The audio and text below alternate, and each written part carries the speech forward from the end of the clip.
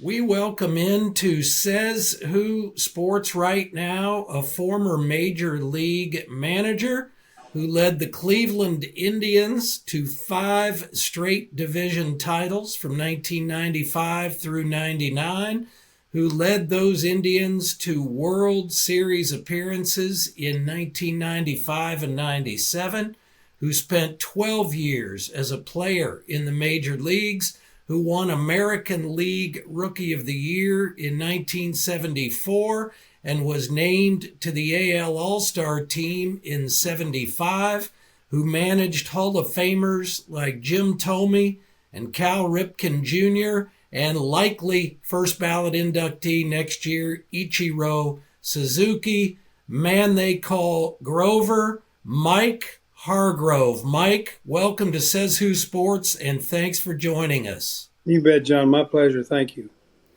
Mike, you were at the helm, as we mentioned, as the Indians won 5 straight division titles from 95 through 99. You led the club to 2 World Series appearances during that run, lost to the Braves in 95 and the Marlins in 97. Mike, will you describe the feeling of coming into that clubhouse with that powerhouse team, certainly from an offensive perspective, weapons galore, but coming into that clubhouse every night with that club? I mean, was it pure confidence? How did you look at that? Yeah, you know, our players honestly and truly believed that they were going to win every night, and they weren't. I think probably some people looked at it as arrogance, but for me it was just a quiet confidence. They carried themselves like they were champions, and they played like they were champions. But they had I walked in there, and baseball's such a funny sport. You never know. I mean, you can hit the ball as hard as you want, and if it doesn't go to where somebody's not standing, you get to go sit down and it's an out. So you never know. But we scored a lot of runs. I mean, we had a tremendous offensive lineup, especially in '95, we knew that if we pitched halfway decent, that we probably going to win more times than not, and that's really how it proved out. But our guys, I remember back in probably '93, we brought I think it was '92 and '93, we brought the entire 40-man roster into Cleveland for workouts for a week. And we spent a lot, as cold as it is in Cleveland, there wasn't a whole lot of physical work done other than in the weight room. We held a lot of meetings, sitting down just, in real informal meetings with the players and me and what coaches were in town. And I remember them, it was really, it started, I directed the meeting and ran the meeting, but it really turned into a players meeting. These guys spoke up in what they'd like to accomplish in their own careers, but more importantly in that setting, what they wanted to accomplish as a team. And one of the things that always stuck with me, one of the players, Mark Whitten, who we had at the time, talks a lot about carrying ourselves as champions and with a little bit of swagger. And our team, took to that. In some cases, maybe a little too over the top, but they really did buy into that and believe that they were going to win every night. Now, it didn't happen, obviously, but they sure approached it that way. Great stuff, Mike. Take us to Jacobs Field and the atmosphere around the club and the park. Jacobs was a gem when it opened in '94. And with that potent club, the weapons, the atmosphere, the hunger from Tribe fans for decades, and every seat in the park is filled every night. From an atmosphere perspective, describe that, Mike. Well, I've always been a big believer. If you like the place you're playing, and you'll play better, consistently better. How much better, you never know, but at least better. And Jacobs Field certainly was that for us. We didn't start selling out the place probably until mid-season. This is just from memory. I'm don't have the numbers in front of me to be sure about that, but it didn't start out with where we just packed the house. But eventually, people bought into what we were doing, and they liked the product we put on the field. And we had a lot of comeback wins, that year that just added to the excitement. It was just the energy the fans brought to the ballpark, and I likened it to the fans would wad up a big bunch of that energy and throw it out on the field to the players, and the players would do something and throw it right back to them. So it was a really, I think for an extended period of time, it was a unique situation in that our fans were so enthusiastic and so positive and so behind us, and they never quit. They talk about our ball club, especially in '95, never quit until the last out. But our fans didn't either, and the players picked up on that pretty readily. From a starting pitching, an ace perspective, that go-to guy for all the marbles, you never had that one horse. And back then, that would have been like a Pedro Martinez in Boston, or David Cohn, or Greg Maddux, Randy Johnson, etc. That type of a guy. In retrospect, do you believe perhaps that was the main reason? Obviously, there are multiple variables involved, but do you believe that was perhaps the main reason that the Indians came up just short in the postseason? Did it ultimately come down to that, Mike? Yeah, you're the first person that's really brought that out to me and asked me that question. So I'll answer it like this: we had. You rank your pitching staff 1, 2, 3, 4, 5. Your 5-man rotation. The number one pitcher being your horse. We were very fortunate in that we had the guys like Charles Nagy, Dennis Martinez, and Orel Hershiser, who with where they were in their career, they were all really good number threes, and maybe number twos. There was somebody told me here a couple of years ago that in every series, and I'd have to go back and check on this, but I'm pretty sure this is right, that every series we played in the postseason, whether it was the divisional series or the league championship or the World Series, the first game of every series that we played, we came out of that 0-1, where we didn't win that first game. So that makes a difference. But I'm not going to blame it, on the pitchers. Those guys did their jobs. They did them well. And they, at times they honestly pitched like number ones. But they kept us in ball games and allowed our offense a chance to kind of percolate and score some runs. It's just in a short series, even a 7-game series, you miss that number one horse.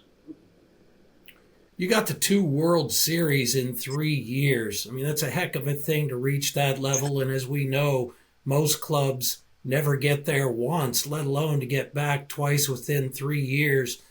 What was it like, Mike? Please take us there in those immediate hours after the loss. You lost to the Braves in '95. In '97, within a couple outs of a World Series championship, and the Marlins, and it just slipped away. What do you recall about those immediate moments afterward? I mean, you guys poured it all out there, and as we know, it's one thing that we love or can cause great pain about sports. You get there, you're so close, you've poured everything into it, and it just missed. Yeah, the '95 team that was in the World Series against the Braves, and the '97 team that was against the series and the Marlins was such an opposite kind of a team. The team we had in '95, we just scored a ton of runs and just beat people over the head with our bats.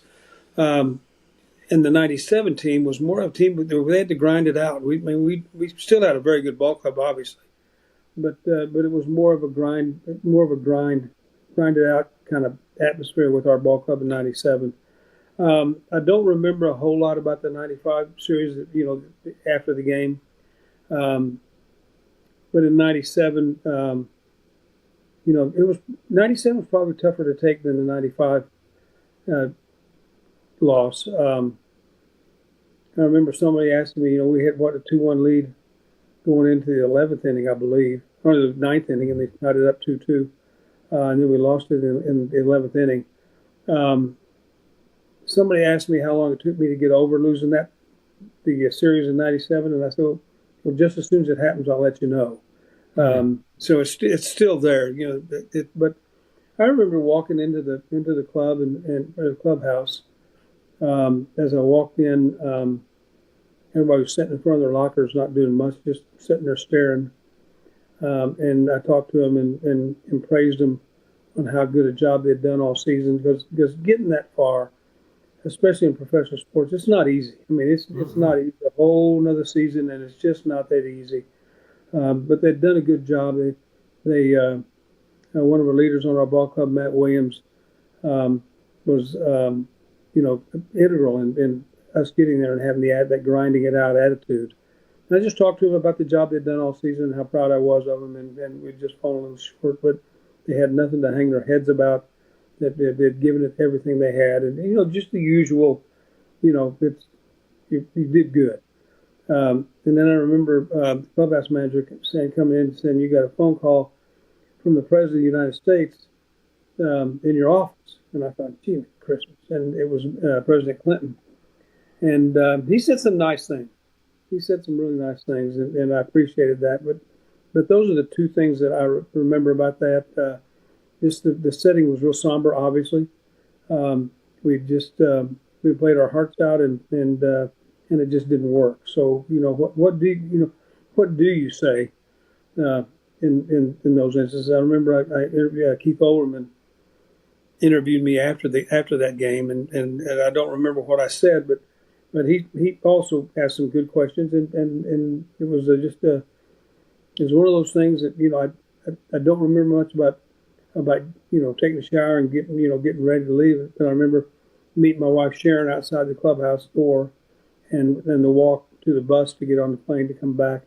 And when we landed back here in Cleveland, we landed away from the main airport out by the exposition center. It's easy for you to say, exposition center.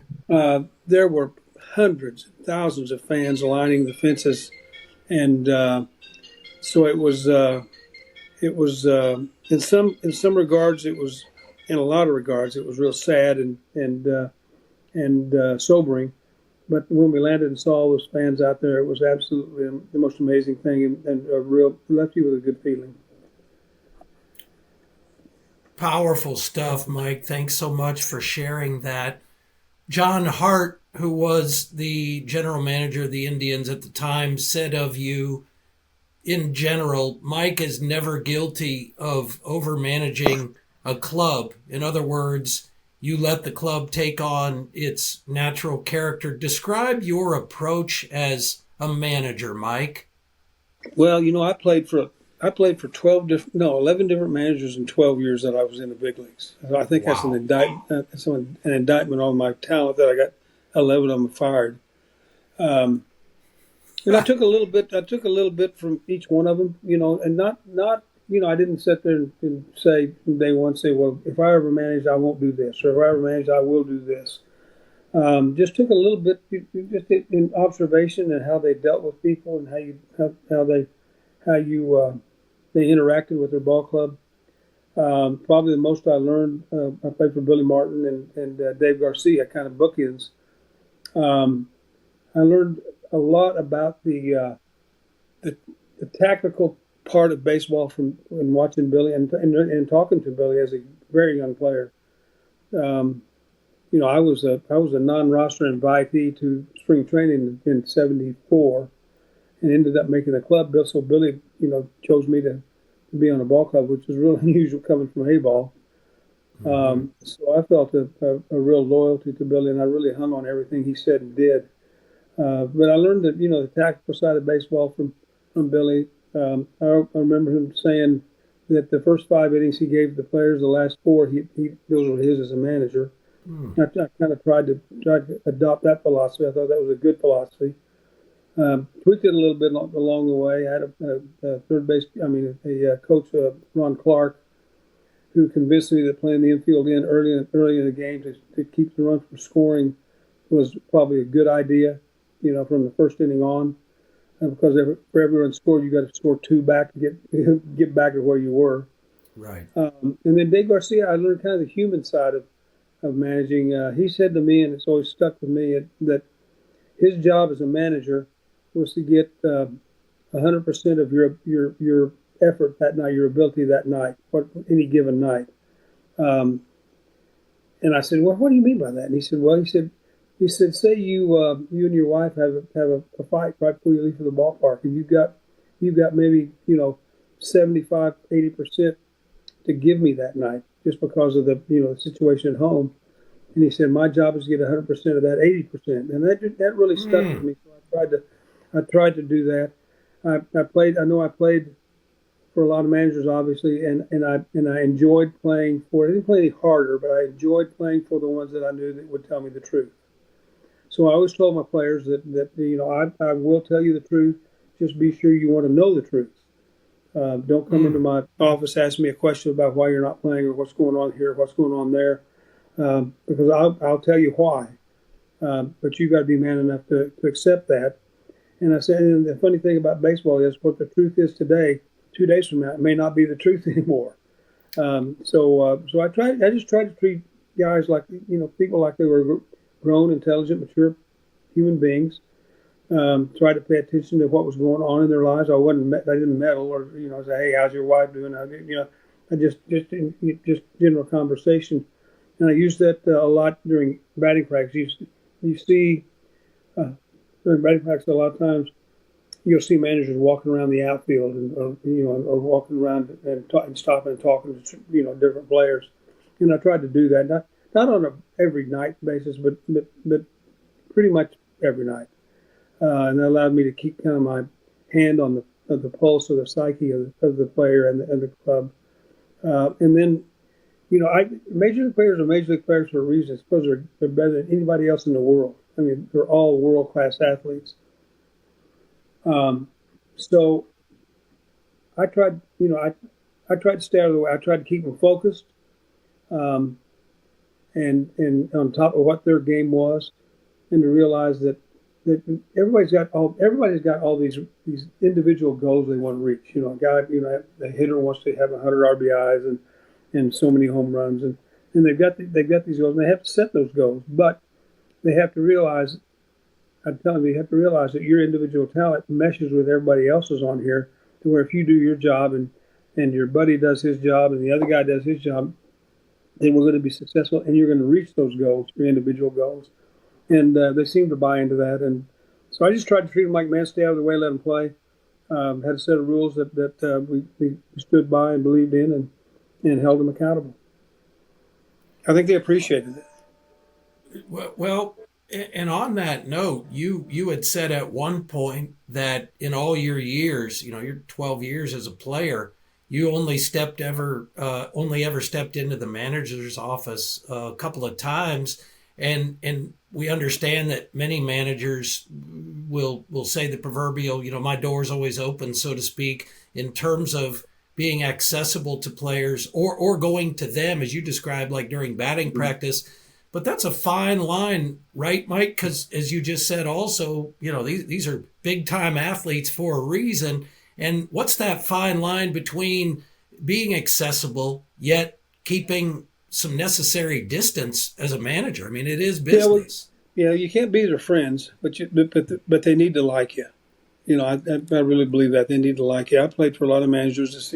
Everybody said that my door's open, and you found out that you'd go in there and the door really wasn't open. They'd tell you what they thought you wanted to hear just to get you out of their office and get out of their hair. I tried not to do that. It's just, you're right. It is a real fine line.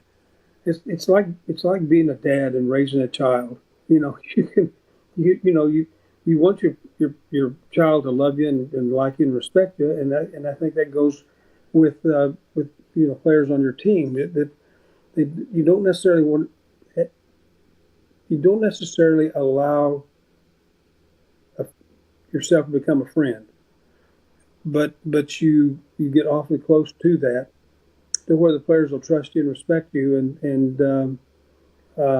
it is a fine line to walk down, and sometimes some players will think you're aloof and not interested, but it's a far cry from that being the fact or being the case. I don't ever remember. And there are players obviously that I love. I've got Sandy Alomar and Adrian Beltre and Jeff Conine and Jim Thome and just all down Kenny Lofton on down the line. But I never, as a manager, I never considered them as a friend.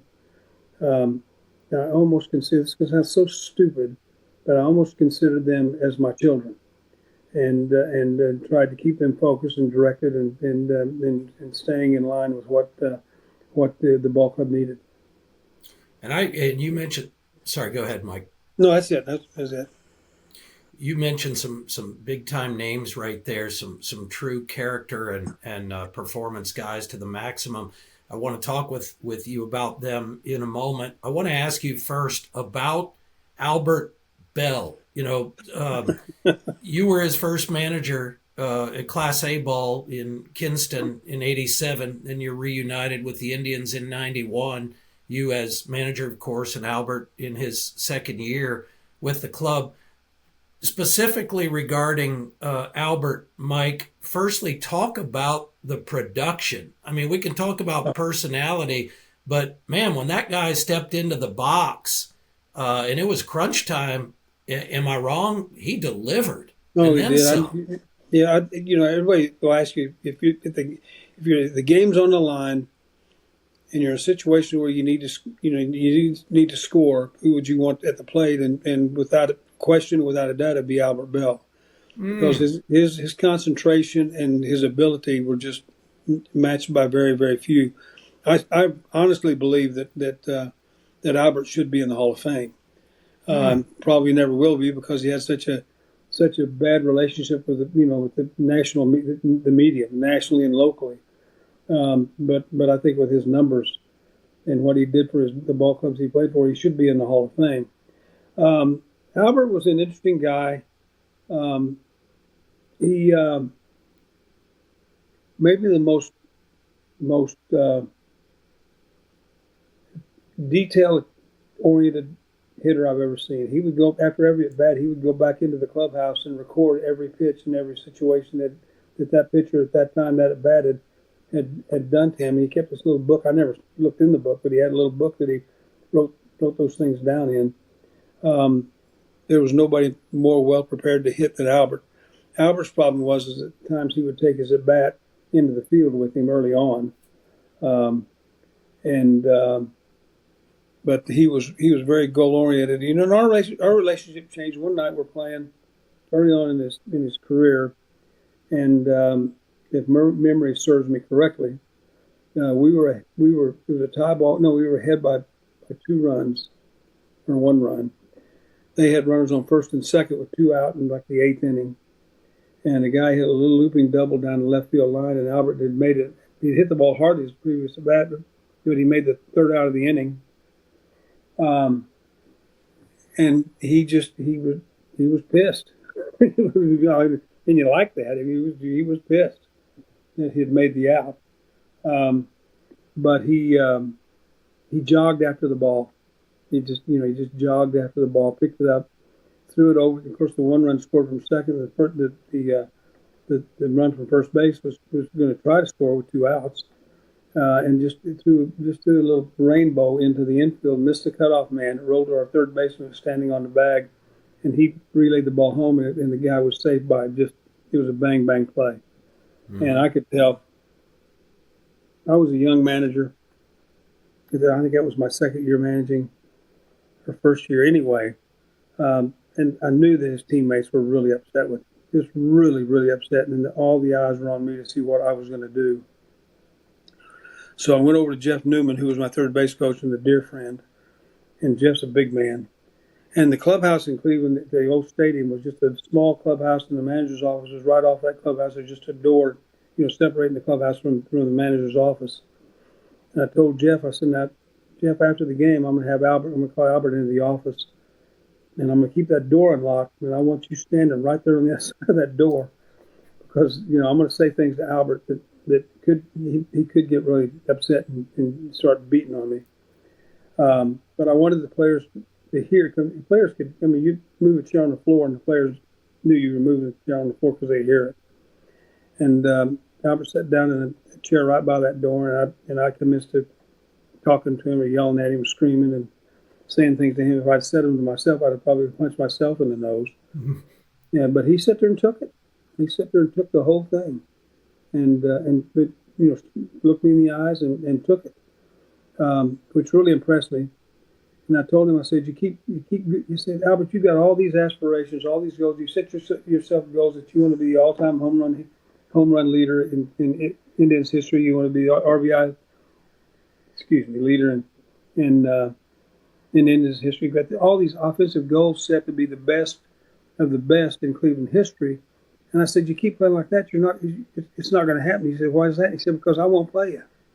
You got to get at bats, and I've got, you always say the power of the manager is you got the pencil. I said, I've got the pencil. And if you keep playing like this, I won't play you. And then you won't get the at bats to achieve those goals. So you decide. If you want to keep playing like this, then I'm not going to play you. But if you play like you can and give effort, then things are going to be good and you'll have a chance. And he took that. And from that point on, Albert and I had a pretty good relationship. We never were close, but I know that Albert felt like he could talk to me, and it would go no further than my office. And I think he respected that. And, I absolutely, from that point on, absolutely enjoyed Albert Bell being on my ball club. Great stuff there, Mike. Thanks for sharing. You spent a couple of decades in the Indians organization as a player, obviously, as coach, then manager. That was your identity for so long. Describe your feelings about that relationship with the Indians. Well, my first impression of Cleveland was 10-cent beer night.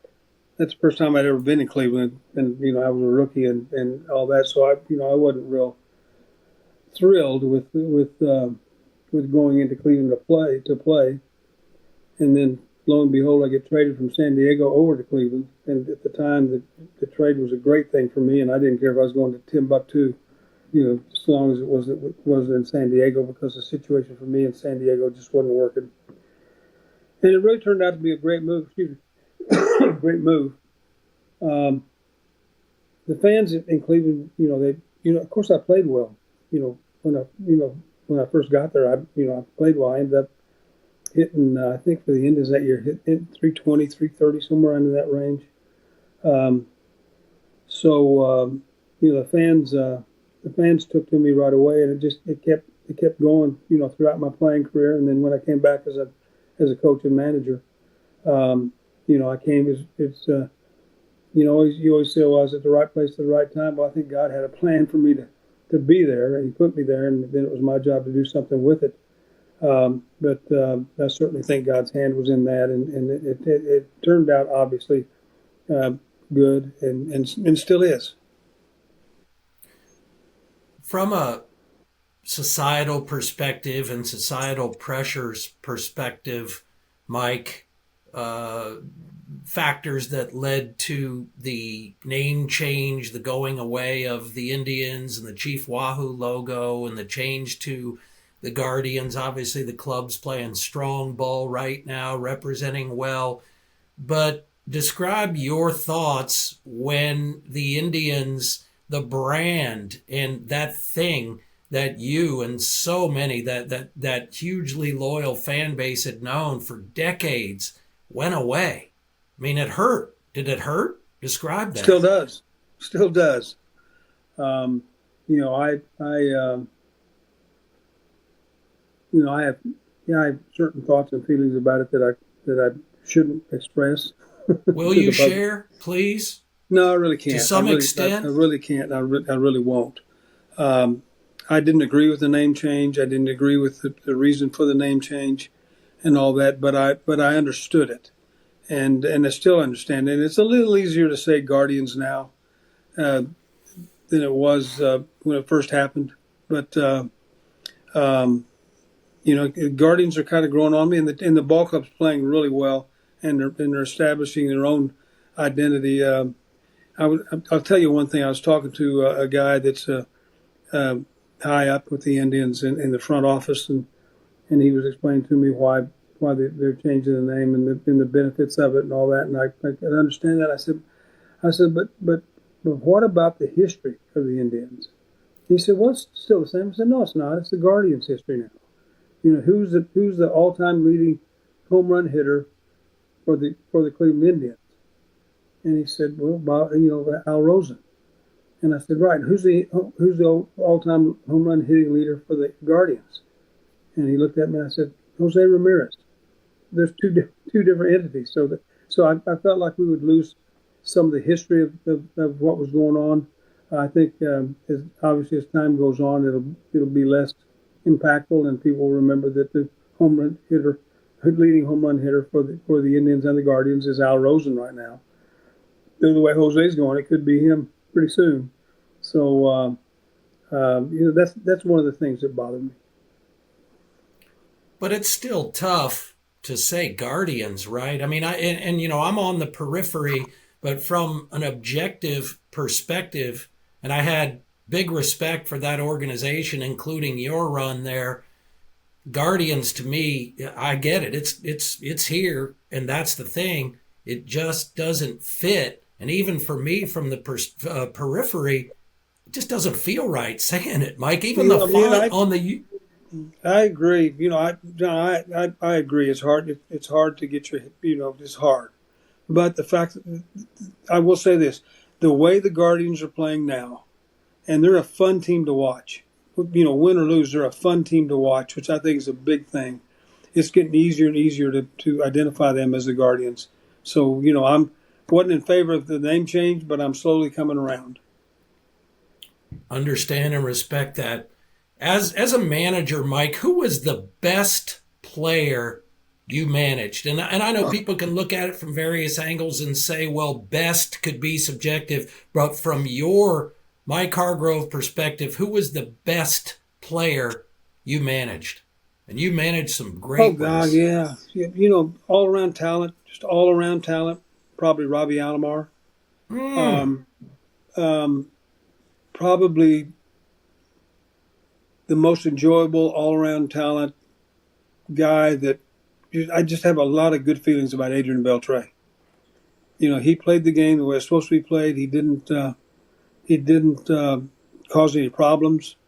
What ego he had, he didn't push it in people's face. For me, he was the ultimate team player, and he could play the game like a lot of people never could or never can. But probably him. Jeff Conine was another guy that probably was. And I go most enjoyable players. Jeff Conine's one of my most favorite players because he played the game it was supposed to be played. He had a hard-nosed attitude. And then probably my favorite of all time is Sandy Alomar. Sandy had a lot of injuries, especially to his legs, his knees, and there were a lot of times, John, that he played hurt and probably shouldn't have been playing. But he gave it everything he had, and I think he was a very integral part of what we did here in Cleveland back in the 90s. Great stuff there, Mike. And just a couple more for you. And again, so thankful to you and appreciative of you taking your time with us at Says Who Sports. Mike Hargrove. Mike, share your thoughts about Ichiro Suzuki. Likely, I would say, if not a slam dunk, that next year he's a first ballot inductee, Baseball Hall of Fame. You saw him up close. What do you say about Ichiro, the player? Could do what he wanted to with the bat. That's the most impressive thing. He would take batting practice, and he hit everything he hit. He pulled and hit out of the ballpark and hit him a long way.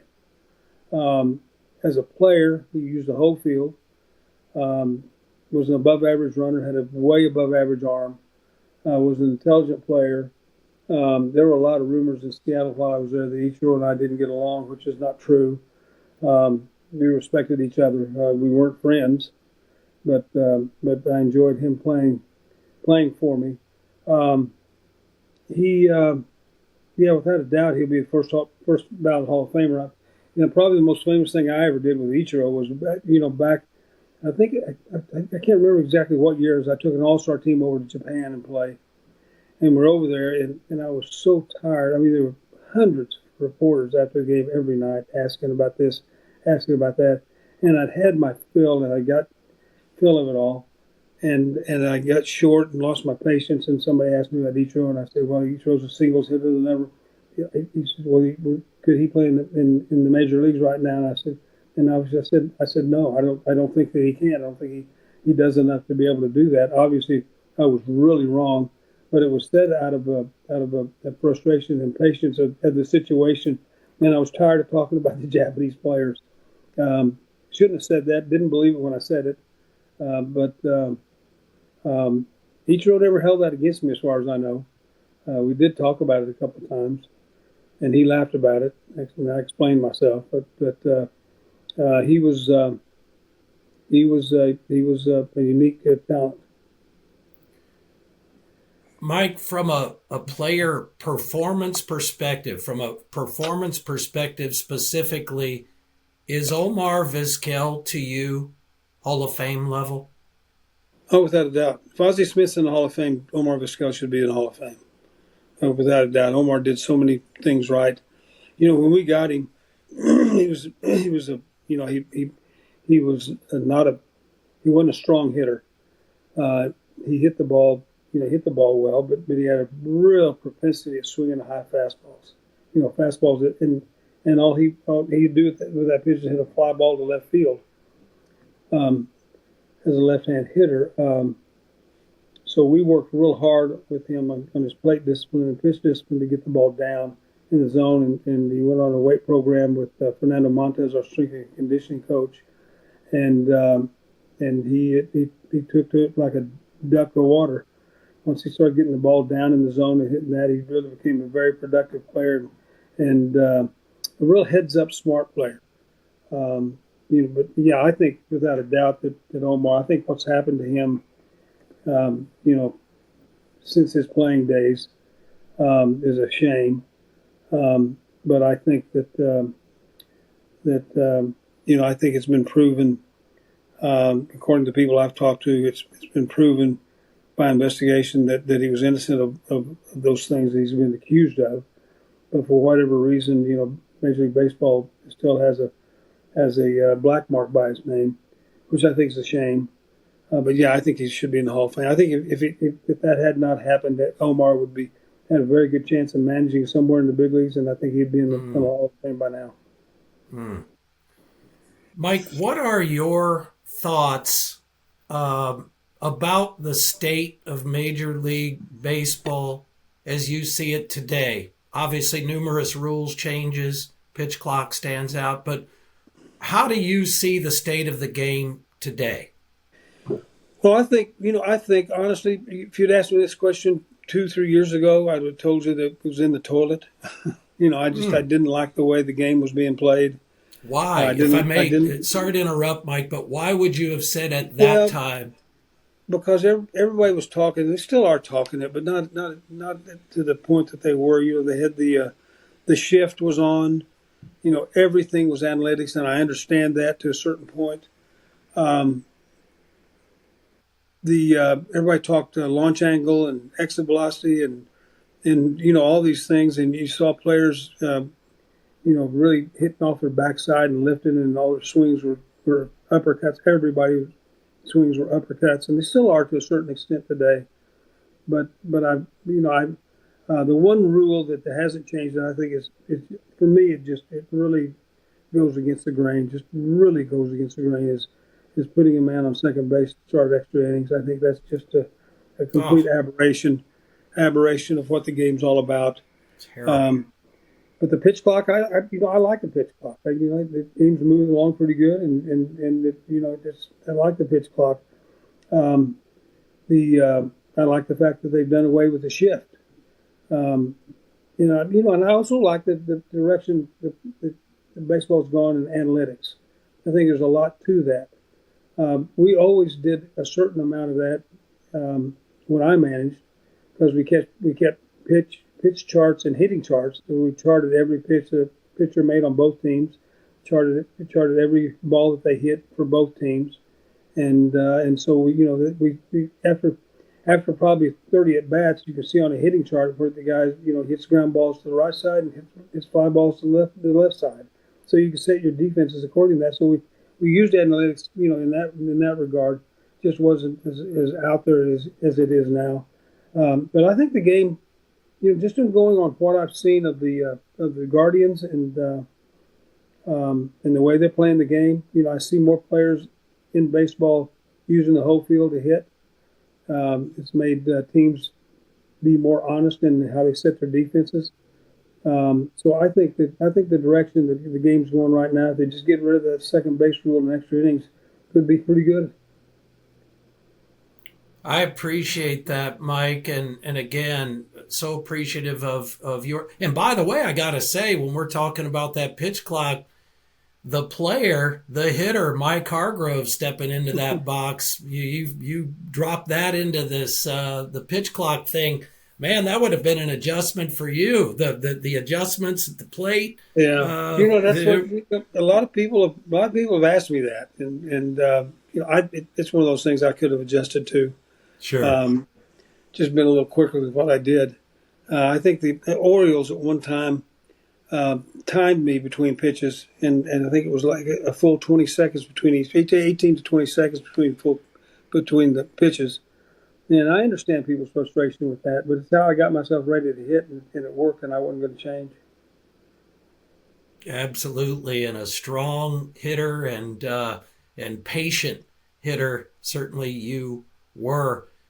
It's been an honor to have you, Mike. Again, appreciative of you taking the time with us. Best to you. Do you get to the ballpark much? Do you get there often? You know what? Whether it's the Guardians or elsewhere? I don't go to any out of town games, but Sharon and I we'll go to probably 30 to 40 games a year here. Oh gosh, okay. When I first came back and got out of the game, we were going every night, and there for 4 or 5 years, and came to the realization that we didn't have to do that, and it got to be kind of a chore instead of a love. So we cut it back. We have anywhere from 25 to 40 games a year and enjoy it. Take the grandkids up to the Indians are real nice too. They provide us with a suite and tickets for every home game. So we take advantage of that when we can. Take the grandkids up there and they enjoy, especially the fireworks nights. They enjoy that. Absolutely. Let me ask you real quick. I meant to ask about Stephen Kwan as well. What a player, right? What do you say about him thus far? He's just a good hitter. He's got great hand-eye coordination. He had his rookie year was real successful, and then last year, according to his standards, probably wasn't as successful. But I saw him last year trying to pull a lot of balls that he shouldn't have been. He's not a home run hitter. He'll hit home runs. He's got the strength to do that. But his value to the club and really to his career, I believe, is keeping the ball down on the line and using the whole field. He's doing that and doing it really, really well right now. I know here about 2 weeks ago, I went to a game and he was hitting 365. I think, holy mackerel, that's pretty good. And they came back off a road trip and he was hitting 395. So he's doing something right. He just needs to keep doing it. Absolutely. Well, again, appreciate you so much and leave you with this. Thank you for everything that you've done for Major League Baseball. We appreciate you. Best to you and the family, and stay well, Mike. Thanks, John. Been a pleasure. Thank you. Take care. You bet.